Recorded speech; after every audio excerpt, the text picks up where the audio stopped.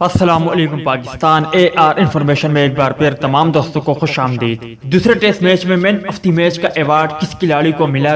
Shoaib Malik England میں قومی squad کو کب جوائن کریں گے؟ ایم ایس دھونی کو ریٹائرمنٹ پر وسیم اکرم نے کیا کہا؟ آج کی زیر نظر ویڈیو میں ہم ان تین بڑی نیوز کے بارے میں بات کریں گے، مگر مزید تفصیلات کی طرف بڑھنے سے پہلے اس ویڈیو کو لائک کریں اور کمنٹ سیکشن میں اس اپڈیٹ کے متعلق اپنی رائے کا اظہار ضرور کریں۔ پاکستان کرکٹ ٹیم کی وکٹ کیپر بلے باز محمد رضوان کو ساؤتھ ٹمپٹن ٹیسٹ میچ میں مشکل وقت میں 70 رنز کی اننگز کھیلنے پر مین آف دی میچ کا ایوارڈ دیا گیا ہے۔ انگلینڈ میں وکٹ کیپنگ کے تجربے سے متعلق سوال پر ان کا کہنا تھا کہ وکٹ کیپنگ بھی پہلی مرتبہ کر رہا ہوں اور یہاں کافی مشکل بھی ہے، لیکن میں نے سیریز سے پہلے انگلینڈ میں کافی محنت کی تھی جس کا بہت فائدہ بھی ملا ہے۔ ہمارے کھلاڑی اچھی فارم میں ہے اور امید ہے کہ تیسرے میچ میں اچھا مقابلہ دیکھنے کو ملے گا۔ انگلینڈ کے خلاف ٹی20 سیریز کے لیے قومی ٹیم کے آل راؤنڈر اور سینئر کھلاڑی شعیب ملک براستہ دبئی انگلینڈ پہنچ گئے ہیں۔ دو کورونا ٹیسٹ منفی آنے پر وہ ساؤتھ ٹمپٹن میں موجود پاکستانی اسکواڈ کو جوائن کریں گے اور بائیو سیکیور ماحول کا حصہ بنیں گے، جبکہ سابق کپتان وسیم اکرم نے سابق بھارتی کپتان مہندر سنگھ دھونی کو خراج تحسین پیش کرتے ہوئے